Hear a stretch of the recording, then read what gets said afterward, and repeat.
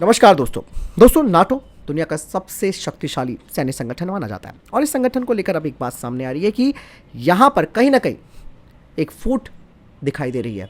America के पूर्व राष्ट्रपति रहे डोनाल्ड ट्रंप ने अब उन देशों को धमकी दी है जो कि नाटो पर खर्चा नहीं कर रहे हैं।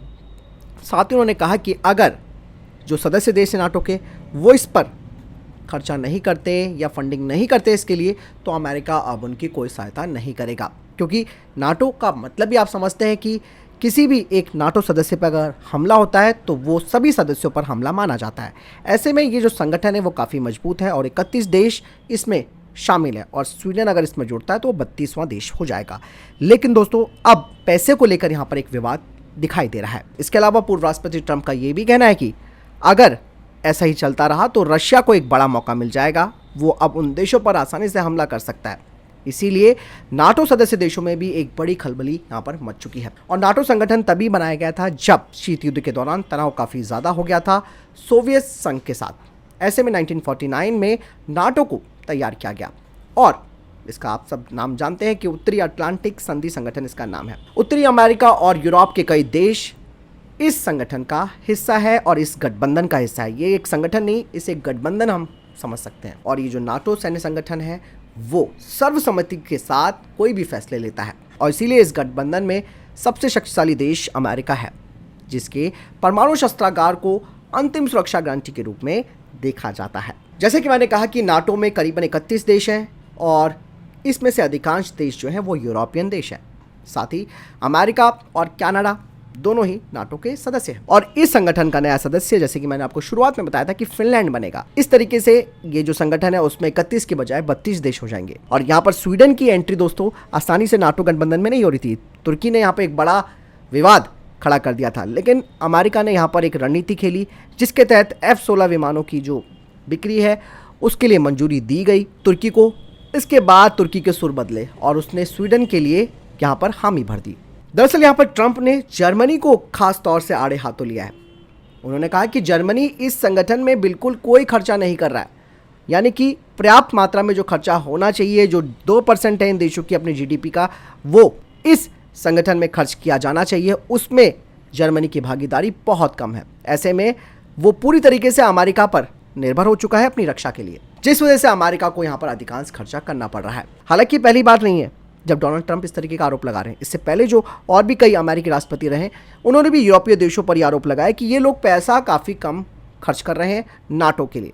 अब आपके मन में ये सवाल आ रहा होगा कि नाटो के लिए फंडिंग होती कैसे है। फंडिंग का मतलब यहाँ पर साफ तौर पर ये क्लब की तरह है जिसके आप सदस्य होते हैं और उसमें आपको कुछ फीस जमा करनी होती है।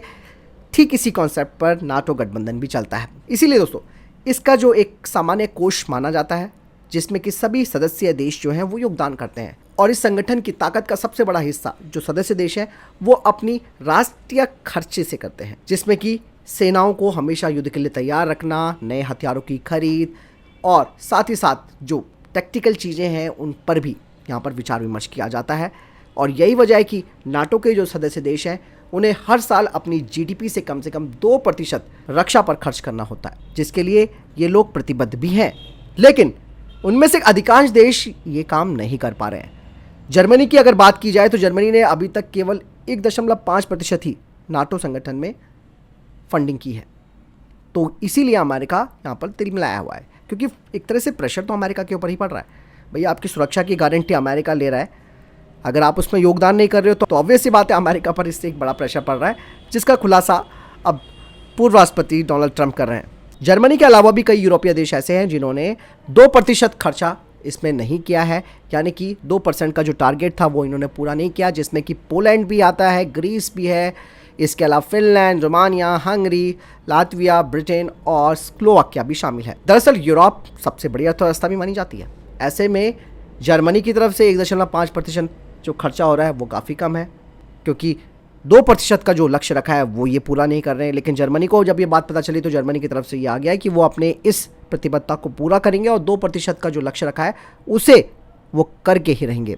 दोस्तों यहाँ पर साफ तौर पर पता चल रहा है कि पूर्व राष्ट्रपति ट्रंप दोबारा चुनाव में जीतने की पूरी कवायद पर लगे हुए हैं और इस तरीके के आरोप लगाकर कहीं ना कहीं वो ये दिखाने की कोशिश कर रहे हैं कि वो अमेरिका की अर्थव्यवस्था को फिर से एक अच्छे स्तर पर लेके आएंगे।